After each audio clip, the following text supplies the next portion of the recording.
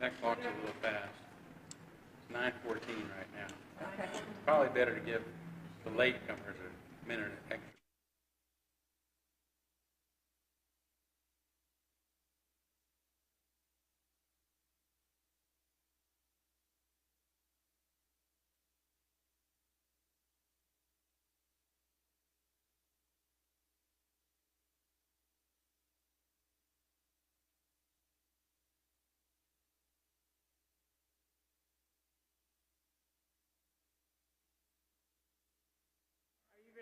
Okay. Yeah.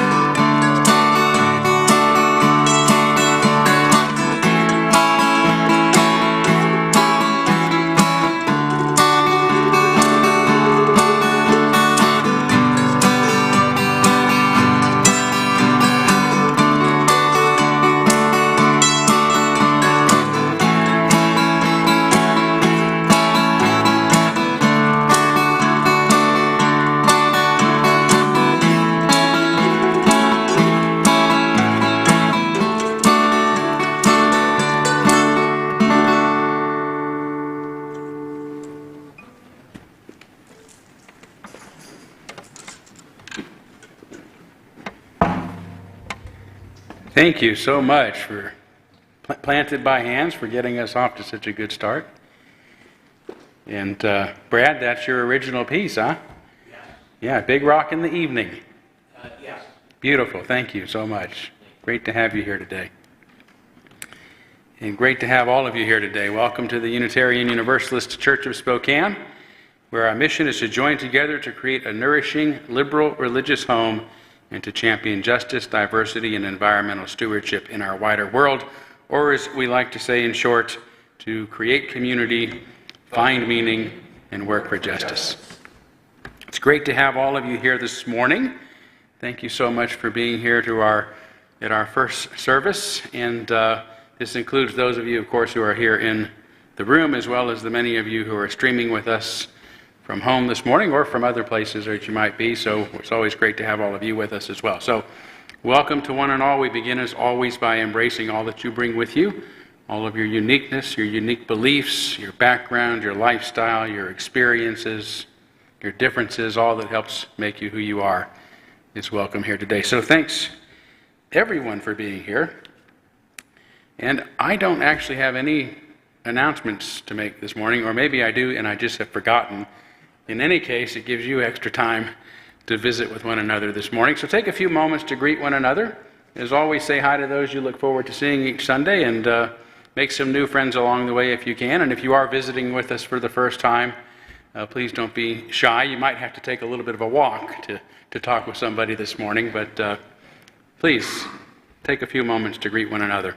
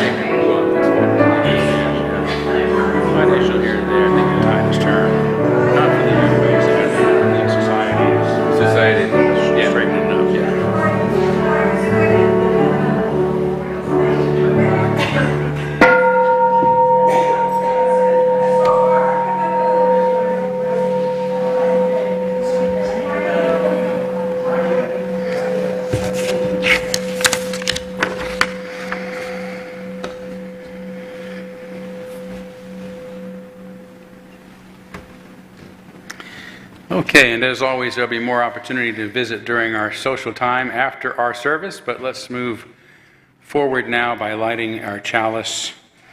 The chalice is a symbol of Unitarian Universalism. It is the symbol of our unity and our solidarity, of our openness and our inclusion, of our community and our individual uniqueness. May this small flame be our offering of warmth to those who are cold and alone, and a light to those in darkness. May it be a flame that ignites justice in our world and a beacon of hope to those in need, and may it reflect at least a spark of truth wherever truth has been lost, and cast a healthy shadow of doubt wherever it's been found.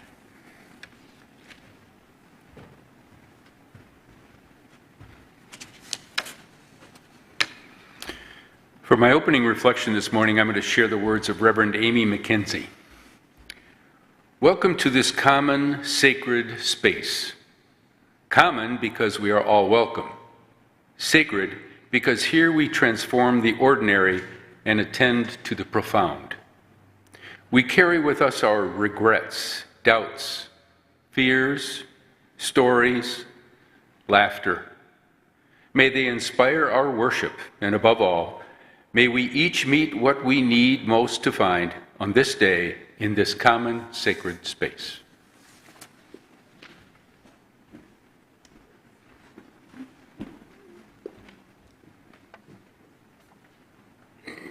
Good morning, everybody. Good morning. Rise as you're willing and able, and join with us in singing hymn number 1008 in the Teal hymnal, 1008, When Our Heart is in a Holy Place. 6, 7, 8.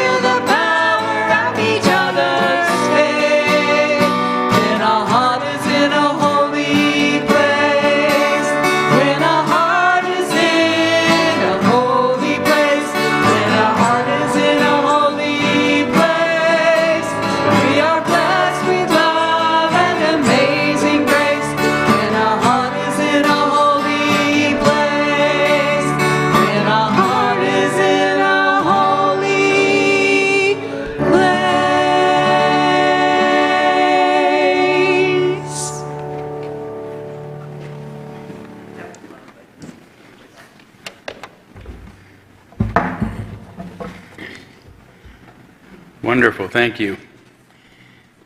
I notice our screen's lagging a bit this morning, so you might want to borrow the hymnals when you sing along today.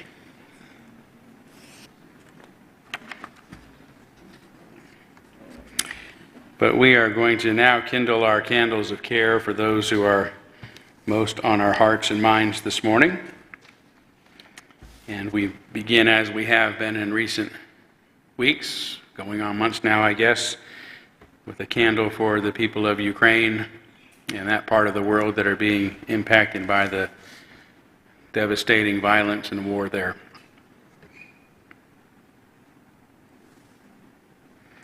I did not receive any other specific request today, so let's move into a moment of silence on behalf of others you might be thinking of, and as always, you're welcome to name them aloud at this time if you'd like.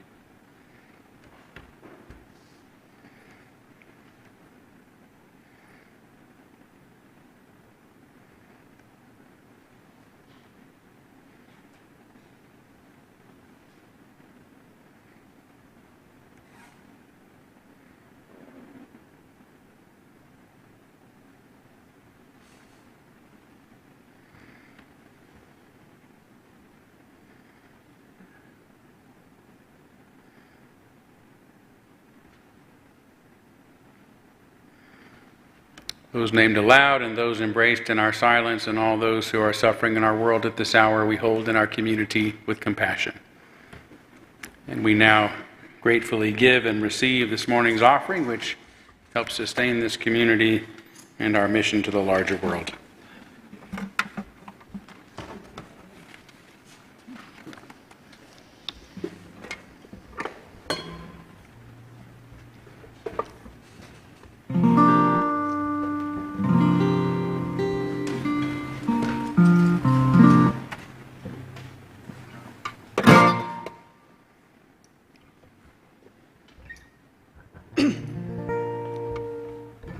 Five, six, seven, eight.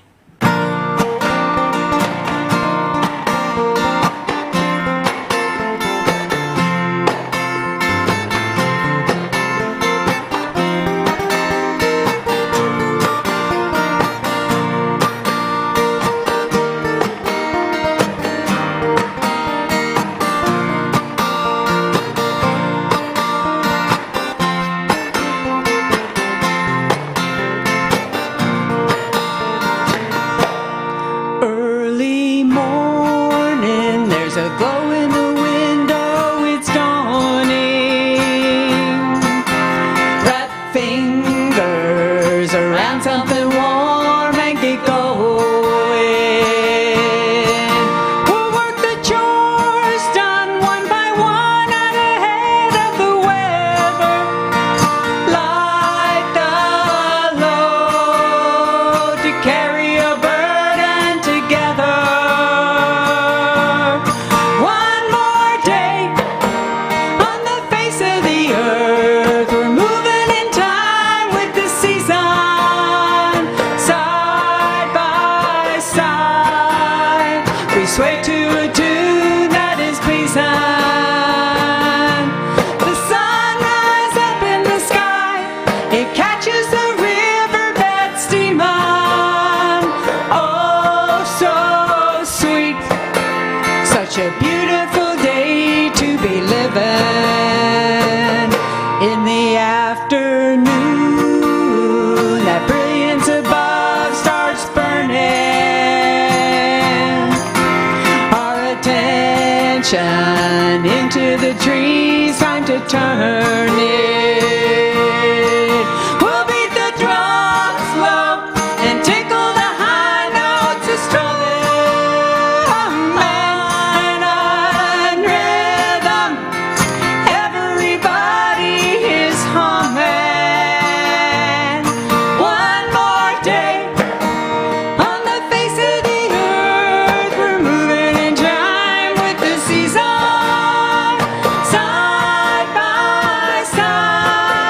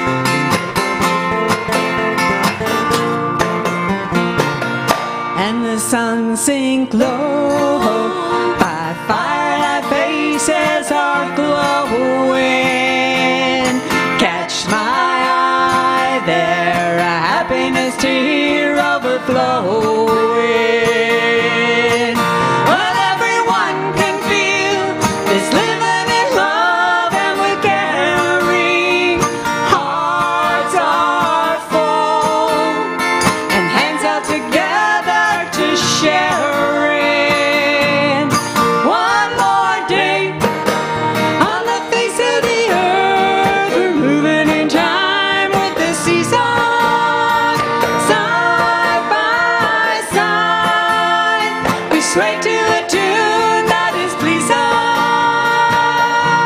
The sunrise up in the sky, it catches the riverbed steaming.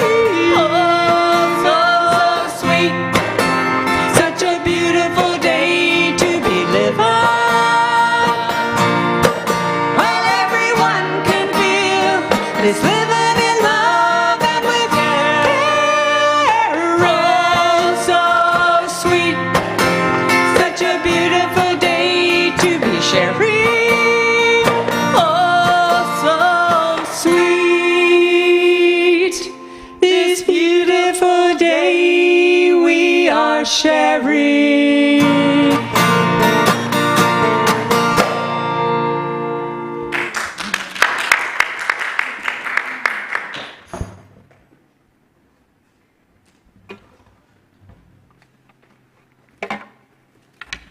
Good morning. We've got a special friend with us this morning. Hi, Bun Bun. Hi, happy summer. I hope you've been having a good time now that you get a break from your bunny school. I know you had a lot of challenges last year. Yes. So, what have you been up to now that you're on break? Swimming. Oh, I didn't know bunnies did that. What else? Yeah, eating fresh vegetables from the garden. I did know about that one. Playing at the park. Oh, that's so fun. I have lots of good memories about playing at the park. Any of you? Yes, oh good. So have you figured out how to make new friends at the park? Oh good, that's great. Tell me about them. Right, oh wonderful. So Bun Bun said that he has a new best friend at the park. And tell me what you like to do with her. He said he likes to play a game called Farfaloofa, but I'm not familiar with that, Bun Bun. Are any of you? Okay, well, tell me how you play it. Okay.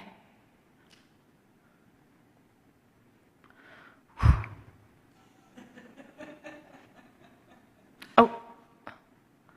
Wow. Okay, Bun Bun just explained a lot about how to play this game of Farfaloofa. There's a lot of rules, but I'm not sure I got them all. How did you come up with all those rules, Bun Bun? Oh, that's great. You came up with them together. Oh, you wanted to make sure that everybody could be included. That sounds like a really fair way to come up with some rules, Bun Bun. Have you changed them at all? Yes. Sometimes grown-ups change the rules too. Sometimes the word that we actually use to describe that process is democracy. Have you ever heard of that word? Yeah, you have? Okay, good. You see, our country, which is sort of celebrating its birthday this week, has set up its rules to be democratic. We changed them. Lots of them, in fact, are changing right now. And we're supposed to keep everybody's choices in mind. We don't always agree, and a lot of times people are left unhappy about these changes. But we also know that there are democratic processes in place to change them if we need to. Yes, that's right. We pay attention. We pay attention to how the game is going, and we listen to why people feel like the rules should change. I'm so glad that you are learning to share and listen at the playground this summer, Bun Bun. Have fun playing Farfaloofa. All right, see you next time.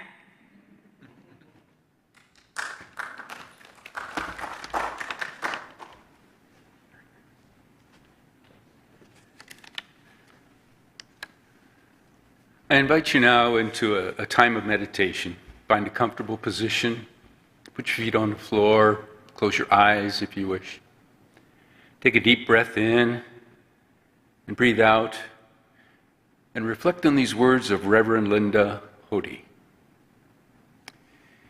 Enter with me that still place within, the center, where we find not only our innermost selves, but also our connection to the farthest reaches of the universe. Here we confront our aspirations and our failings. Though we seek always for our lives to be full of goodness, we sometimes lack courage to right the injustices that confront us. Though we seek always to be generous, sometimes our fears cause us to be greedy. Though we seek always to walk the moral high ground, sometimes we judge others too quickly and too harshly. Though we seek always to understand the larger mysteries, sometimes doubt causes us to lose faith in our purpose. Here, in this space, made sacred by our shared lives and our shared yearnings, may we find new courage, new generosity of spirit, forgiveness given and received, and rededication to the higher purposes of our lives.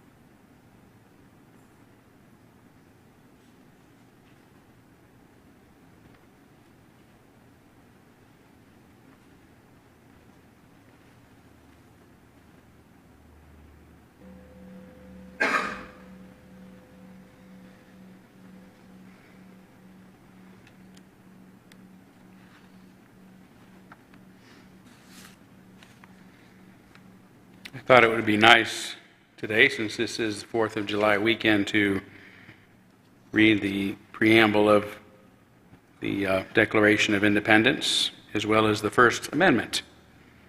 And I tend to think of these documents as included among those higher purposes of our lives, meaning that they are also aspirations that we have certainly not always and don't always succeed in achieving this vision for our country or our society.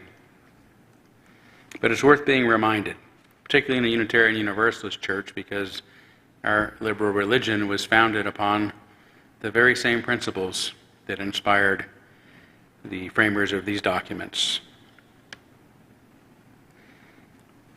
When in the course of human events it becomes necessary for one people to dissolve the political bands which have connected them with another, and to assume among the powers of the earth the separate and equal station to which the laws of nature and of nature's God entitle them, a decent respect to the opinions of mankind requires that we should declare the causes which impel them to the separation. We hold these truths to be self-evident, that all men are created equal, that they are endowed by their Creator with certain unalienable rights, that among these are life, liberty, and the pursuit of happiness. But to secure these rights, governments are instituted among men, deriving their just powers from the consent of the governed, and that whenever any form of government becomes destructive of these ends, it is the right of the people to alter or to abolish it and to institute new government, laying its foundations on such principles and organizing powers in such form as they shall deem most likely to affect their safety and happiness. And now the First Amendment. Congress shall make no laws respecting an establishment of religion, or prohibiting the free exercise thereof, or abridging the freedom of speech, or of the press, or of the right of people to peacefully assemble and to petition the government for a redress of grievances.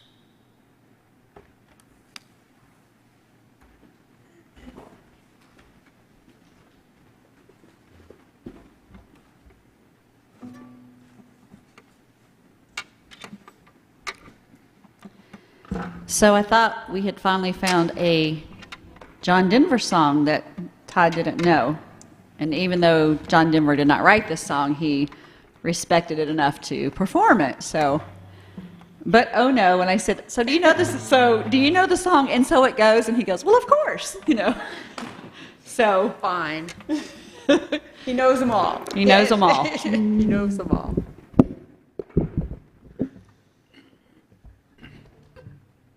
Are we all tangled up in cords?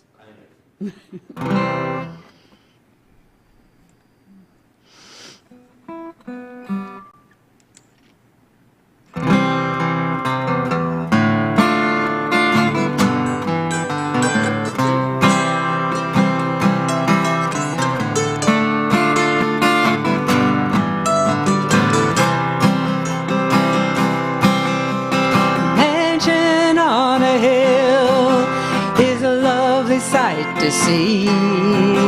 Like any other house, it's only temporary.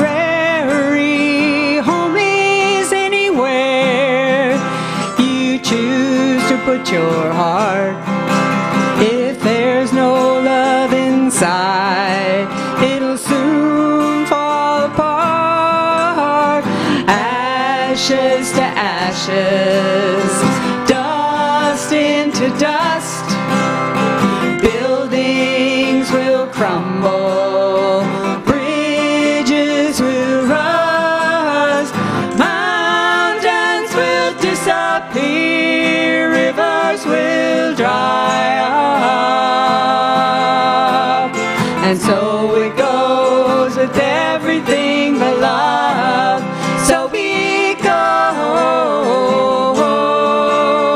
with everything but love.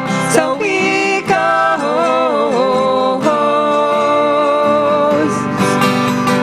You can drive around in a long limousine. If you don't know where it's going, it don't mean a thing. He who'd walk a mile just to hold an empty hand knows what it means to be a wealthy man. Ashes to ashes, dust into dust. Palaces will crumble and bridges will rust. Mountains will disappear, rivers will dry up. And so it goes with everything but love. So it goes with everything but love. So it goes.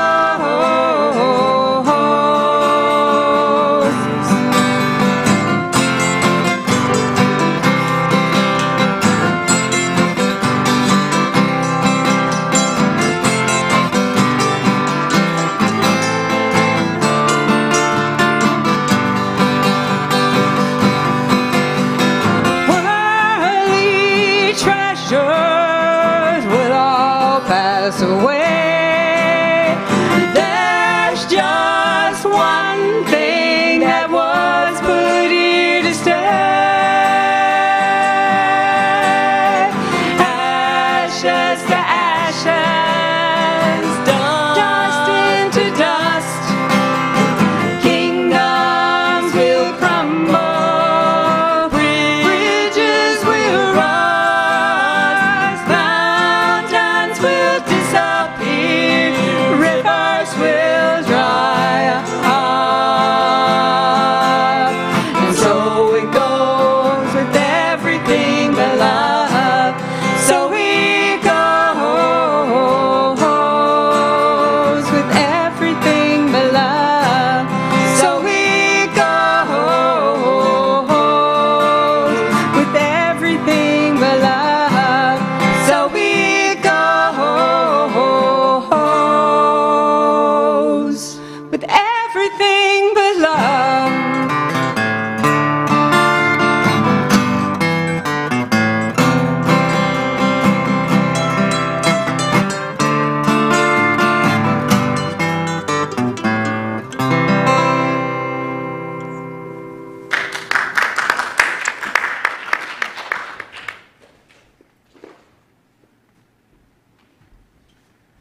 Very nice. nice. Thank you.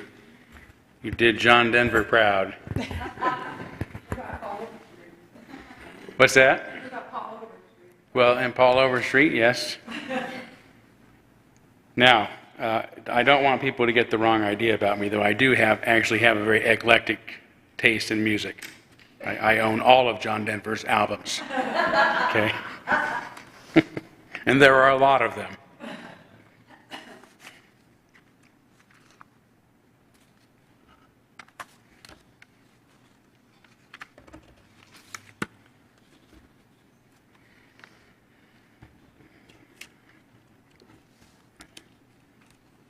We are living in a time when, in the name of achieving greater diversity, equity, and inclusion, free thinking and free speech have been thrown under the bus. Our ideas and voices cannot be diverse, allowed equitable expression, nor all be included at our podiums or pulpits or platforms.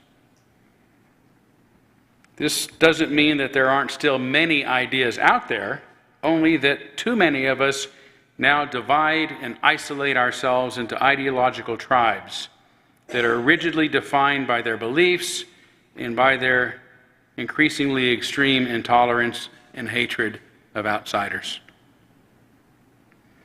Human history and societies are replete with examples of ideological suppression and division. But the extent at which it prevails today is exacerbated by the advent of social media. Built on algorithms designed to keep our attention, social media directs us towards information based on our previous browsing habits, so that the information we consume isn't very eclectic, if you will. It's not very diverse. Even worse, those algorithms, which aren't performed to fact check, drive us toward increasingly extreme versions of such information. In short, they lead us toward extremism. As Roger McNamee, an early investor in Facebook, now says, in their relentless pursuit of engagement and profits, these platforms created algorithms that amplify hate speech, disinformation, and conspiracy theories. So the stage is set for the perfect storm, and today we are in it.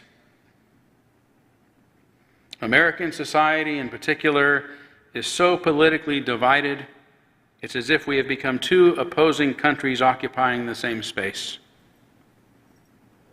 But our divisions are not that clean. We are not merely divided, but divisive, which leads to a lot of internal strife within groups, even if they are on the same page about most things. Conservatives, including the Republican Party, have largely handled such strife by favoring their most extreme members, which helps them maintain their political strength by sticking together no matter how crazy they become in the process. Outliers like Liz Cheney, Adam Kinzinger, Mitt Romney, and only a handful of others tend to be repudiated, censured, and condemned as traitors. As far as a political strategy, steering the herd to move with the most extreme thinkers has worked well. But it has also made the Republican Party unstable, unrecognizable, and often unethical. The impacts upon progressive organizations, including the Democratic Party, have been much different. Rather than moving as a herd toward our most extreme thinkers, we continue to infight and splinter, which keeps us politically impotent. Even when our party of choice is in power, it makes few major moves so as not to offend anyone, not even its political opponents, and is thus unable to achieve its goals or prevent its worst fears from coming true.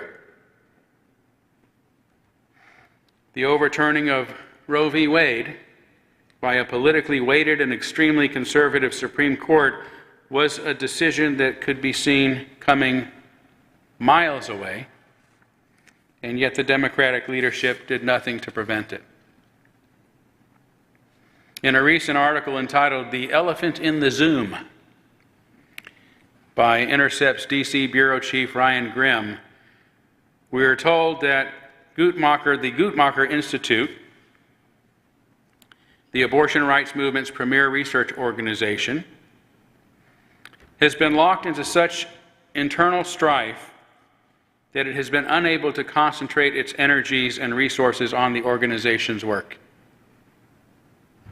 When, following the killing of George Floyd, its Vice President of Public Policy, Heather Boonstra, spoke to employees about the role systematic racism plays in society and the ways that Guttmacher's work could counter it, many of them turned their sights on what they considered the systematic racism within Guttmacher itself. According to Grimm's article, they wanted the Institute to loosen deadline restrictions and allow employees to take leave without penalties, since deadlines and being at work are part of white supremacy culture.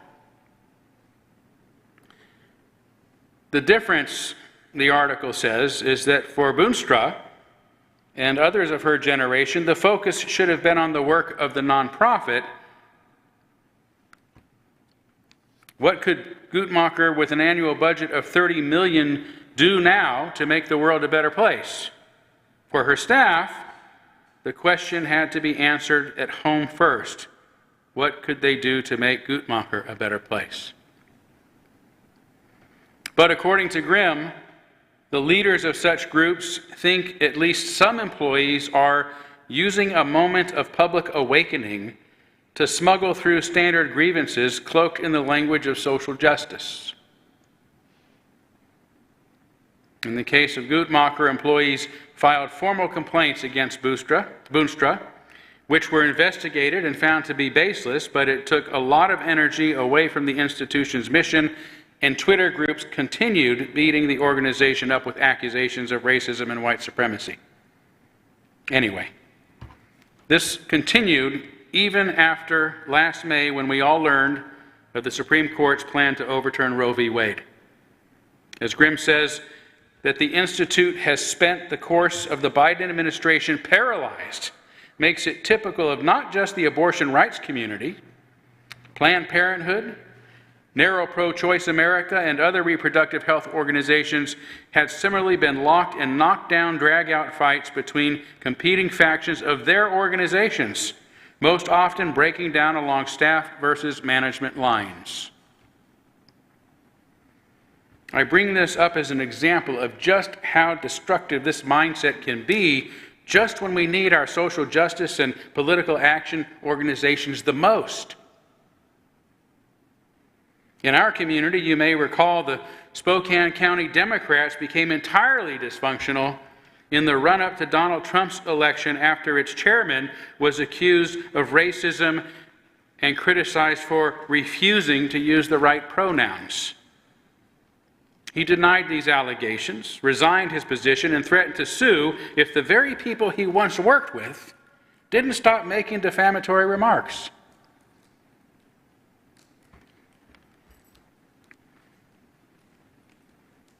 So we had a dysfunctional county Democrat's office when we needed it most. This is the point made in a recent New York Times piece by columnist Thomas Edsel entitled, "Democrats are having a purity test problem at exactly the wrong time." Edsel not only discusses how progressive organizations are being paralyzed from within when we need them most, but how they are inadvertently pushing more Americans toward the political right. He cites Harvard psychologist Steven Pinker, who contends that internecine conflict on the left has become a profound issue, particularly for those of us who are terrified that the hard woke left will enable the resurgence of authoritarian populism by inflicting damage on the moderate left and center by driving voters to the right. Those of us with liberal values and progressive aims should thus be especially troubled by the illiberalism, intolerance, and destruction caused by extremism within our own ranks. While extremism on the far right has resulted in more political power for them, it is destroying the chances for those of us on the left to ever have any kind of meaningful political power again.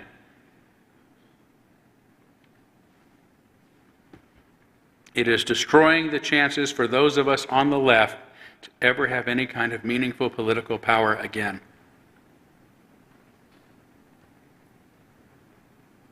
As Etzel says, the reality is that the left and the Democratic Party have suffered bouts of internecine conflict repeatedly over the past 100 years. Unfortunately, the most powerful corrective has proved to be defeat, even repeated defeat, on Election Day. Sadly, our own Unitarian Universalist Association is also a casualty of the illiberalism crippling and destroying liberal organizations by making them inconsequential to anything meaningful. William Galston, a senior fellow at the Brookings Institute, says the fundamental problem is the presence in every progressive organization of a small but very vocal fringe that views every problem as a sin. In many of them, such sin is conferred by conflating minor work grievances with oppression and mere differences of opinion with hate speech and harm. The problem with the Unitarian Universalist Association is the small but very local fringe group has maneuvered its way into its leadership positions and has instituted undemocratic changes in governance that will make them impenetrable for years to come. Because of this, and during the past couple of weeks, I have come to see the UUA as a lost cause in the current culture wars, as they are sometimes called. I hope I'm wrong, and I also hope things will eventually turn around, although I do not expect them to do so any sooner than the next decade. This is so because the UUA is a rather isolated, insignificant, and mostly unknown organization, which means it can cling to its failed ideology for a lot longer than many more prominent liberal organizations that are already recognizing the detrimental impacts resulting from this failed ideology infecting them. And this is the good news, that there are now enough liberal organizations on life support that they are looking for a cure to this madness. When I was at the Heterodox Academy's 2022 annual conference in Denver last month, along with Stephanie and Shane Groenholz, who actually let me know it was happening, I bumped into one of my heroes on the elevator, Camille Foster. Foster is a co-host of the popular Fifth Column podcast and is a lead producer for Freethink Media Company, among other impressive accomplishments. I introduced myself and was surprised that he remembered hearing about my own difficulties going up against the cancel culture. After asking me how things have turned out and how I'm doing, I was relieved to hear him say that he believes this troubling mindset has already reached its peak and is beginning to wane. I agreed with him and hope that we are both correct. The good news is that progressive organizations already have the fix for this disaster. We don't have to figure out what the solution is. We don't have to learn how to counter it. We simply need to reinstitute and recommit to the values that make liberal organizations liberal. Freedom, reason, and tolerance. And by the way, these are not merely the values of liberals. They are just liberal values. A lot of conservatives cherish these too, which is why I'm great with talking with conservatives, because we share the same values. This is at the heart of what we mean by heterodoxy, also referred to as the HX way. I'm going to share its 5 characteristics with you, as stated by the Heterodox Academy itself, which I'm confident you will agree are your own principles, as well as the principles upheld by our liberal religion until only recently. Number one, make your case with evidence. That's the reason part, right? Link to that evidence whenever possible, or describe it when you can't. Any specific statistics, quotes, or novel facts should have ready citations from credible sources, meaning not Twitter. Number two, be intellectually charitable. Be intellectually charitable. Viewpoint diversity is not incompatible with moral or intellectual rigor. In fact, it actually enhances moral and intellectual agility.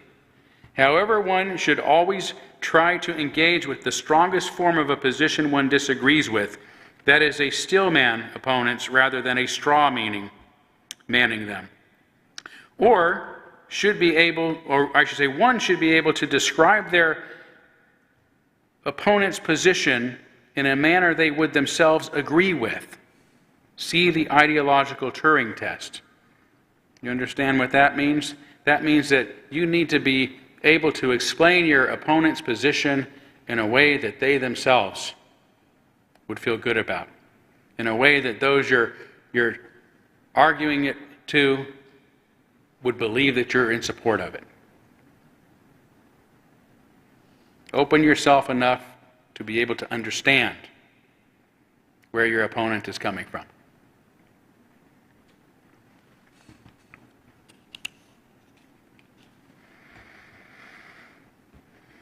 Look for reasons why the beliefs others hold may be compelling, under the assumption that others are roughly as reasonable, informed, and as intelligent as oneself. Number three, be intellectually humble. Take seriously the prospect that you may be wrong. Be genuinely open to changing your mind about an issue if this is what is expected.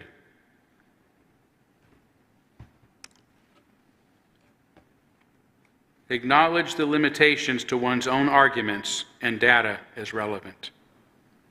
4, be constructive. The objective of most intellectual exchanges should not be to win, but rather to have all parties come away from an encounter with a deeper understanding of our social, aesthetic, and natural worlds. Try to imagine ways of integrating strong parts of an opponent's position into one's own. Don't just criticize, consider viable positive alternatives. Try to work out new possibilities or practical steps that could be taken to address the problems under consideration. The corollary to this guidance is to avoid sarcasm, contempt, hostility, and snark. Generally, target ideas rather than people. Do not attribute negative motives to people you disagree with as an attempt at dismissing or discrediting their views. Avoid hyperbole when describing perceived problems or especially one's adversaries. For instance, do not analogize people to Stalin, Hitler, the Nazis, Mao, the antagonist of 1984. That one's hard. And 5, be yourself. At Heterodox Academy, we believe that successfully changing unfortunate dynamics in any complex system or institution will require people to stand up, to leverage and indeed stake their social capital on holding the line, pushing back against adverse trends, and leading by example. This not only has an immediate and local impact, it also helps spread awareness, provides models for others to follow, and creates permission for others to stand up as well. This is why Heterodox Academy does not allow for anonymous membership. Membership is a meaningful commitment precisely because it is public. Make your case with evidence. Be intellectually charitable. Be intellectually humble. Be constructive. Be yourself. These are the principles that enable us to put heterodoxy into practice. Heterodoxy is the opposite of orthodoxy. The suffix dox comes from the Greek word meaning idea, belief, or opinion. Orthodox refers to the right belief, the correct belief, the one belief, which is why orthodontists correct crooked teeth, teeth that aren't right, aren't straight, that are out of place. Hetero, on the other hand, means different or other. Heterodox refers to having other ideas, ideas that are different than one orthodox belief. So you can understand why the heterodox way is the solution to the ideological tribalism and intolerance of our day, exposing ourselves to different ideas and other beliefs and becoming more tolerant of those who hold them. In liberalism today, the orthodox idea, the one idea, the right idea, regards an approach to greater diversity, equity, and inclusion that is based on critical race theory, which I won't go into, only to say that many people think there are other, better approaches. But the conflict that arises from this isn't over ideological differences, but over the utter unwillingness of those who think they have the right idea to tolerate those who speak of other ways. Those who dare are immediately condemned as modern-day heretics under the guise of racist, homophobe, transphobe, and so on. Conservatives, on the other hand, who don't seem to care as much about racial issues, are quick to label, dismiss, and denigrate everyone they disagree with as liberal, which they use as a slur. There are also many of us who not only care about racial justice, but are also concerned about other significant issues. We are heterothematic, if you will. We think global warming, reproductive freedom, homelessness, immigration rights, criminal justice, income inequality, academic freedom, and other societal matters are also important issues that must be addressed.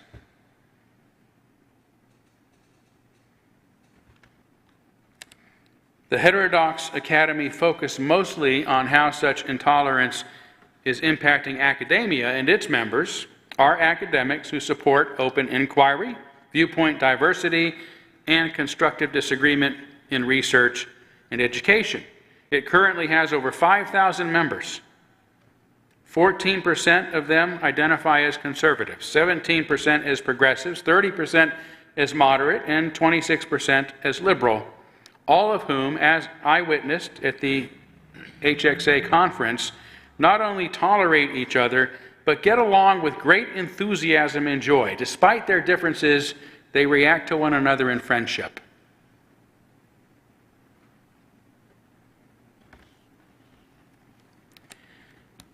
While there, I attended a fascinating lecture by a professor of medieval history. It was entitled Cancel Canceling.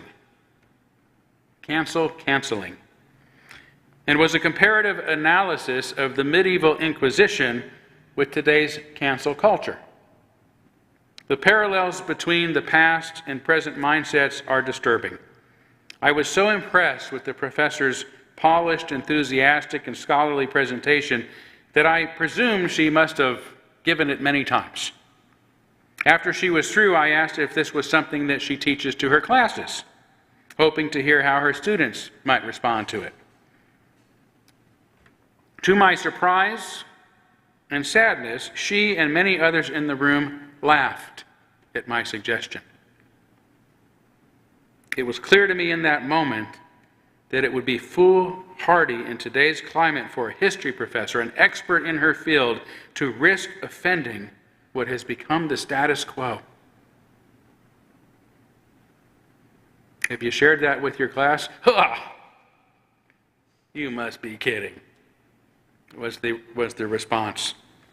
And that moment helped me better understand and sympathize with what college professors and others in academia are now going through. To be afraid to say what you want and to teach what you should, because you might be condemned on social media and out of work the next day, must feel terribly oppressive. It also makes me sad knowing that so many college students aren't able to have their minds truly opened by professors who have far more to offer than they are allowed to give. This is much different than my life-changing, mind-opening, mind-bending college experience not so long ago. Fortunately, I left the HXA conference with a lot of hope, because it has become clear to me that a shift has occurred in our larger society. The beginnings of a swing back in a saner direction that's based on the values many of us hold dear and that some of us have even made a religion of: reason, freedom, and tolerance. As difficult as it is for me to admit, I don't have much hope for the Unitarian Universalist Association, that it will come to its senses anytime soon. But I have much hope that our society has reached a turning point and that our perennial values will again become our prevailing values, as more of us come to realize, as the Heterodox Academy puts it, great minds don't always think alike. Or as our liberal religion has been saying all along, we need not think alike to love alike. Thank you. Thank you.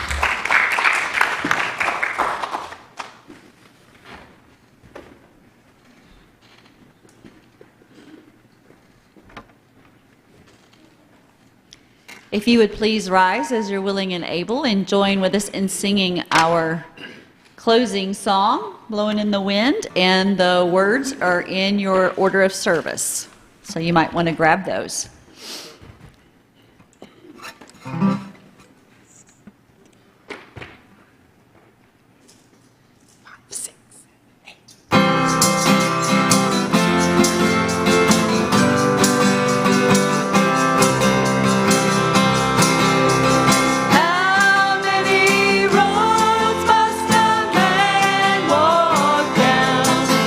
Before you can call him a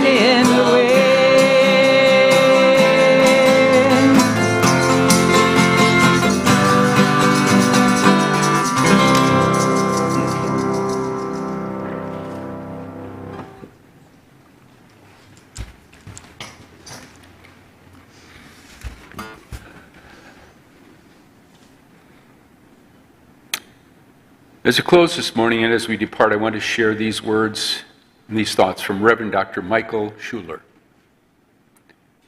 Cherish your doubts, for your doubt is a servant of truth.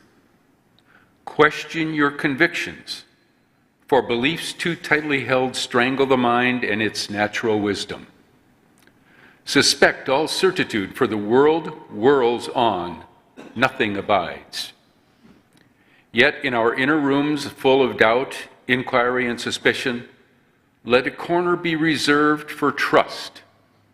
For without trust, there is no space for communities to gather or for friendships to be forged.